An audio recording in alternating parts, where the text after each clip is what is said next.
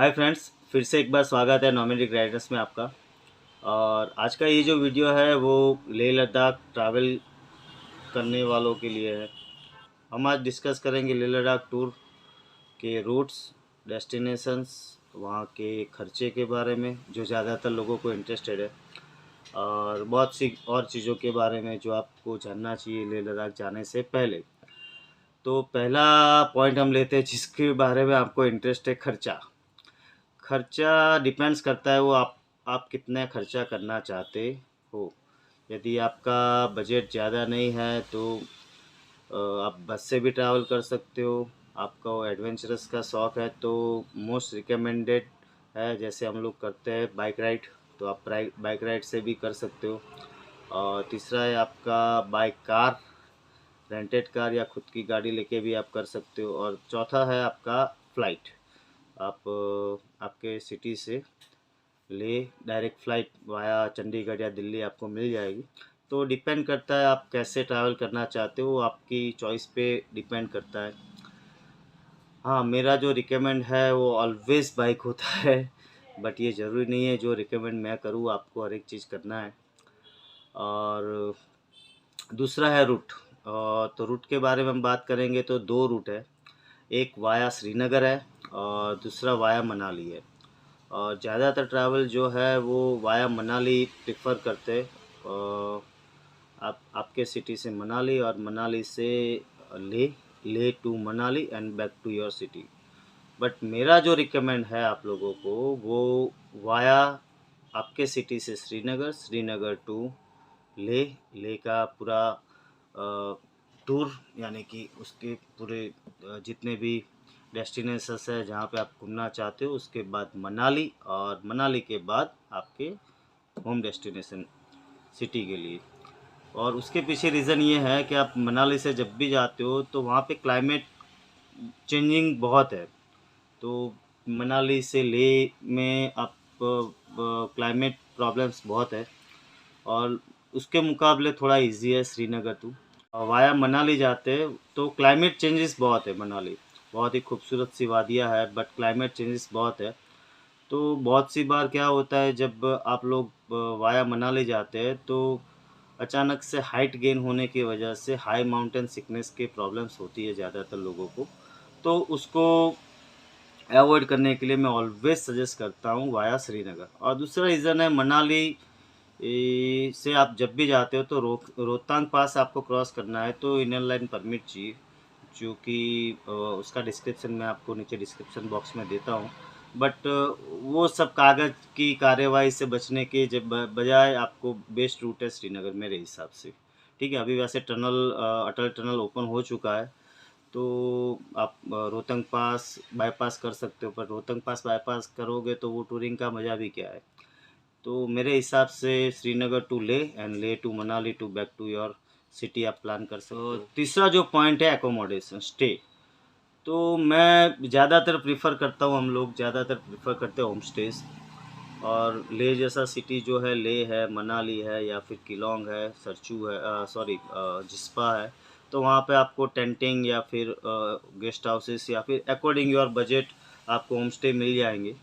तो स्टे का कहीं कोई दिक्कत नहीं है, तो इजीली आपको एकोमोडेशन मिल जाता है। तो आप उसके हिसाब से निश्चिंत रहे।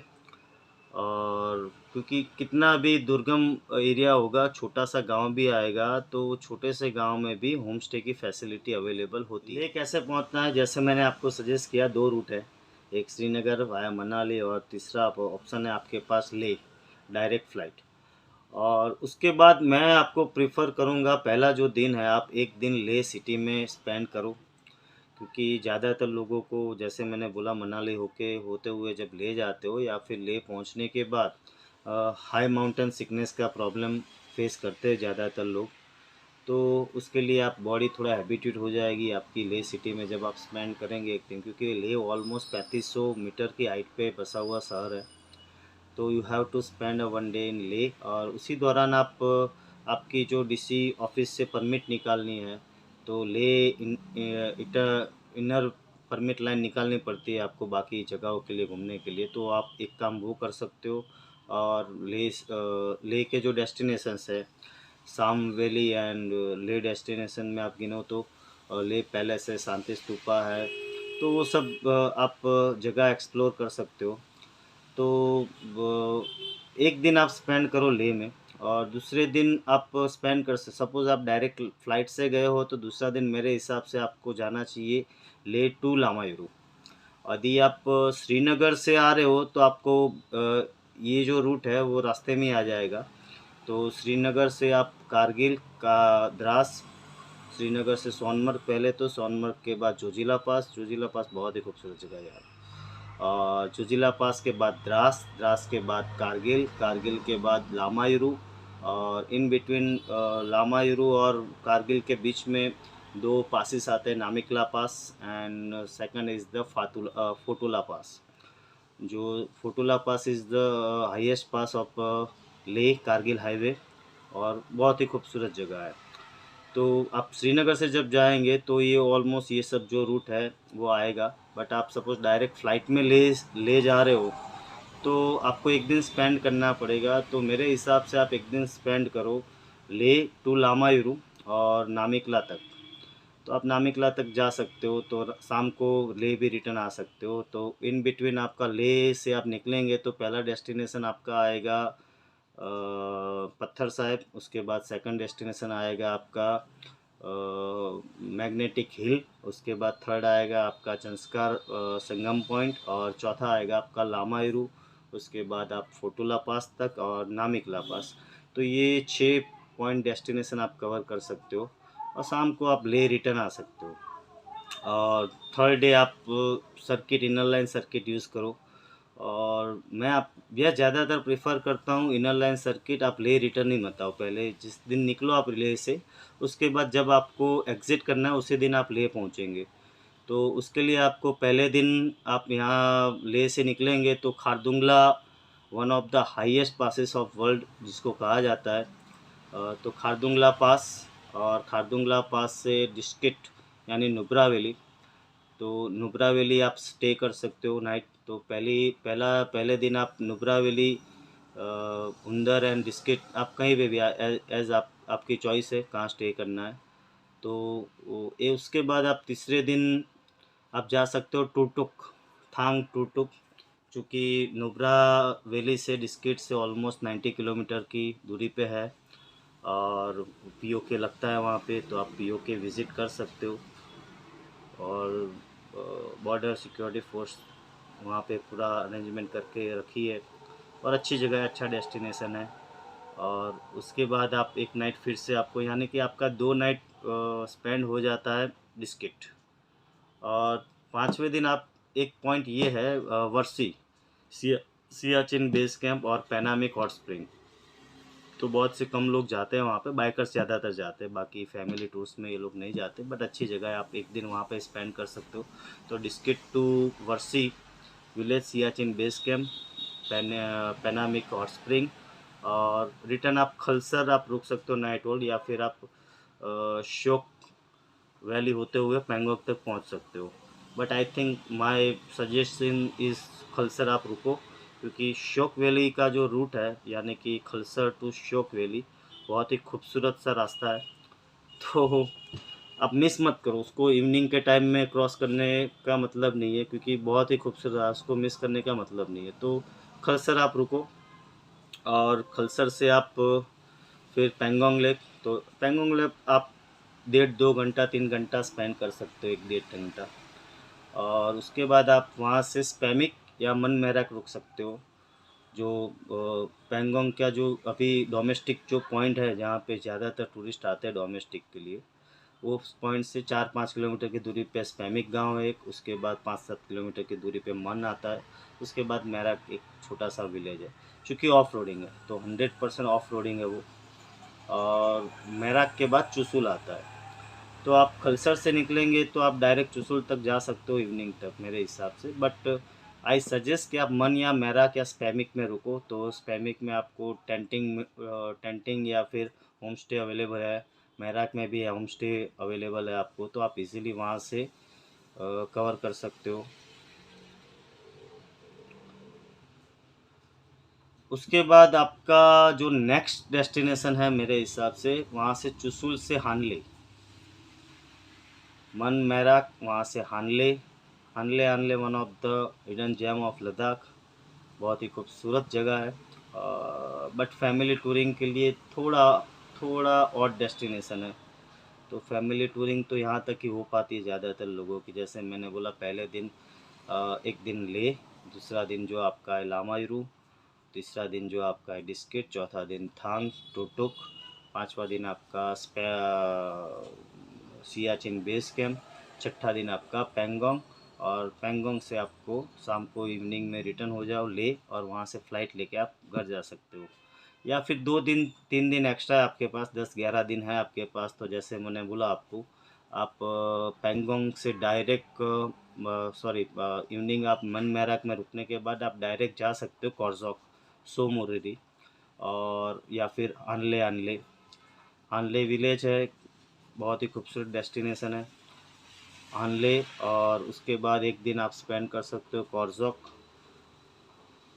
सोमोरी लेक, बहुत ही खूबसूरत जगह है। उसके बाद आप वहाँ से निकल के थर्ड डे, यानी कि आपका ऑलमोस्ट 10वां दिन हो जाएगा, आप जा सकते हो कॉर्जोक सोमोरी से सोकार होते हुए तांगंगला पास होते हुए ले रिटर्न। यानी ऑलमोस्ट आपको मैं 10-12 दिन का डेस्टिनेशन प्लान दिया हुआ है, तो आप इसके हिसाब से चल सकते हो।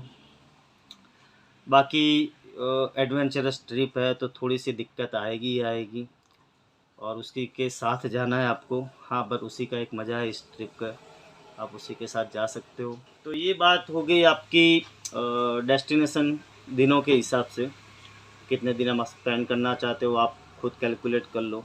और ख़र्चे की बात करें तो आपका फ़्लाइट या फिर बाइक का, आप जो भी आपकी खुद की बाइक है तो आप पर डे आपका जो डेस्टिनेशन है, जैसी बाइक उसकी एवरेज के हिसाब से आप आपका पेट्रोल के खर्चे निकाल सकते हो, और कैलकुलेट वो कर सकते हो आपका पेट्रोल का खर्चा।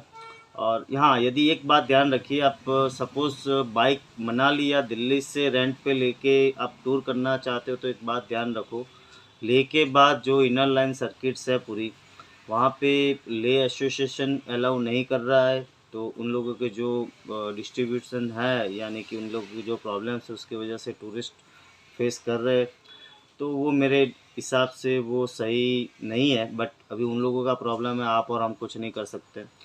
तो आप मनाली या फिर लेह से बाइक लेके जाएंगे तो वो लोग वहाँ पे आपकी बाइक रखवा देंगे, और आपको वहीं से दूसरी बाइक लेनी पड़ेगी, यानी कि आपको डबल बाइक का रेंट देना पड़ेगा। मनाली या लेह वाले को भी आपको बाइक का रेंट देना है 7-8 दिन का एक्स्ट्रा, और लेह से आप लेंगे तो उसको भी रेंट देना है। उससे बेहतर है आप डायरेक्ट लेह फ़्लाइट लो, और लेह से आप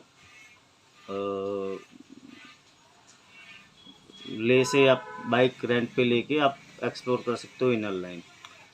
यदि आपकी खुद की बाइक है तो ठीक है, अदरवाइज़ आपके रिलेशन में यदि आपकी किसी कज़न ब्रदर की है या फिर किसी और की है तो भी कभी कभार दिक्कत हो जाती है। तो एक आप ध्यान पे वो चीज़ लीजिएगा। सेम वे कार में भी वही प्रॉब्लम्स है, जूम कार या फिर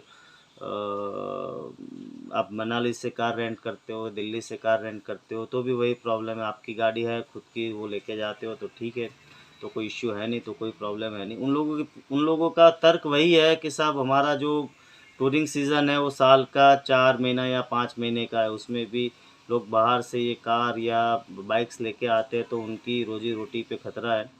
ठीक है, वो उन लोगों के प्रॉब्लम से उन लोगों के इश्यू है, बट एज अ टूरिस्ट आप और हम जब सोचेंगे तो ये प्रॉब्लम फेस हम ही को करना है। तो ये तो बात हो गया बाइक के लिए। और आपको बाइक रेंट पे लेनी है तो लेह में भी वही रेट है जो आपका मनाली में, ऑलमोस्ट 1500 रुपया आपको स्पेंड करना पड़ेगा पर डे, और फ्यूल आपका रहेगा।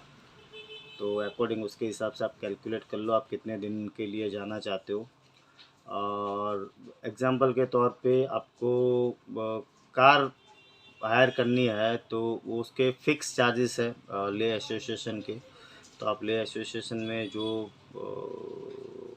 या फिर कोई भी कार ऑपरेटर है उससे बात करेंगे तो उसके फ़िक्स चार्जेस है, उसके हिसाब अकॉर्डिंग आप प्लान कर सकते हो। रही बात hotels, guest houses and home stage की, तो आपको अवेलेबल इजीली पर पर्सन 300 रुपया पर डे के हिसाब से मिल जाएगा मिनिमम से। और फिर तो डिपेंड्स करता है वो उसकी फैसिलिटी, या फिर कैसा होम स्टे है, या फिर कैसा गेस्ट हाउस है, या फिर क्या आप रिसोर्ट लेना चाहते हैं, तो वो आप पे डिपेंड करता है। तो वो क्या बजट आप एडजस्ट करते हो वो आपको देखना है। तो उसके हिसाब से आप पर डे और मील सेम आपको 300-400 रुपये से लेके 500-600 तक का पर डे मील आता है। तो पर डे मेरे हिसाब से खाना और रहना दोनों 1000 रुपया बजट, एवरेज बजट 800-1000 रुपया मिनिमम आप कैलकुलेट कर सकते हो। जो लास्ट मई 2019 की हमारी टूर थी, और जो बंदे डायरेक्ट ले फ़्लाइट से आए थे, 2 बंदे जो हमारे साथ थे, निर्मल भाई एंड चंदू। तो वो उनका जो बजट था वो 18,500 था, ले टू ले। यानी जो मैंने आपको आपको पूरा डेस्टिनेशन जो प्लान दिया हुआ है, वो पूरा प्लान उनके हिसाब से मिनिमम उनका बजट था फ़्लाइट के अलावा 18,500 उनका खर्चा आया था।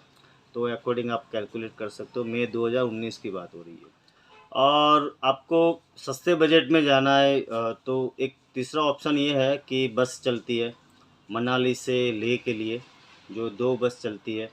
एक जो है Manali to direct Leh in a single day, and second option is the एक रास्ते में आपका नाइट होल्ड होता है मनाली टू ले का, जो तकरीबन दोनों का चार्जेस जो है ऑलमोस्ट 850 के आजू बाजू है। और तीसरी जो बस का ऑप्शन है, रिसेंटली स्टार्ट किया दिल्ली से ले, रिसेंटली स्टार्ट हुआ है ये ऑप्शन। तो आप दिल्ली से ले डायरेक्ट बस में ट्रैवल कर सकते हो।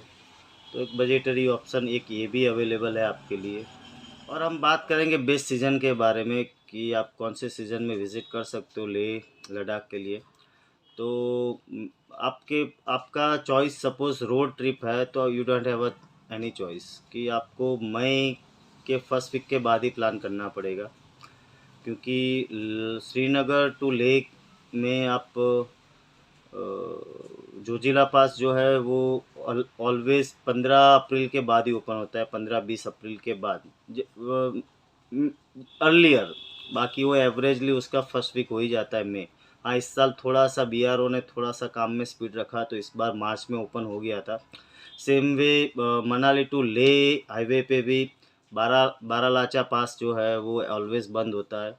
तो दोनों रूट जो है 6 महीना बंद होता है। तो आपके पास ऑप्शन है नहीं, आप मई से लेके up to November first week तक जा सकते हो, बट नवंबर फर्स्ट वीक मत कीजिए। तो मेरे हिसाब से 2 ऑप्शन बेस्ट है आपको, जून जुलाई। जुलाई के बाद थोड़ा अवॉइड करो रोड ट्रिप, क्योंकि बारिश की सीज़न की वजह से लैंडस्लाइडिंग के चांसेस बहुत बढ़ जाते हैं। जुलाई अगस्त आप अवॉइड करो। सितंबर अक्टूबर, तो सितंबर अक्टूबर एंड जून जुलाई। यदि आपको हाई रश में जाना है और ओपनिंग सीजन में जाना है तो 15 मई के बाद आप जा सकते हो। अदरवाइज़ आपको टूरिस्ट कम चाहिए तो आप सितंबर अक्टूबर सजेस्ट करूँगा मैं आपको, बहुत ही कम टूरिस्ट होते हैं उसी दौरान। बाकी और हमारा जो लास्ट टूर जो था मई 2019 की लद्दाख की, पूरी वीडियो की लिंक्स भी आपको दे रहा हूँ, तो आप उसको भी फॉलो कर सकते हो। और कोई क्वेश्चन है आपका तो मुझे मेल कीजिए, मेरा मेल आईडी आपको नीचे डिस्क्रिप्शन में दे रहा हूँ। और इंस्टाग्राम या हमारा फेसबुक आईडी जो है वो भी आपको मैं डिस्क्रिप्शन में दे रहा हूँ। बाकी तो हर हर गंगे, मिलते हैं फिर नेक्स्ट वीडियो में। और सब्सक्राइब करना मत भूलो, बेल आइकॉन तो भूलो ही मत। और नेक्स्ट हमारी जो टूर है Uttarakhand, Munsiyari and Dharma valley, तो उसके वीडियो भी हम अपलोड करेंगे। और ऐसे ही आपका साथ सहकार बनाए रखें। Thank you.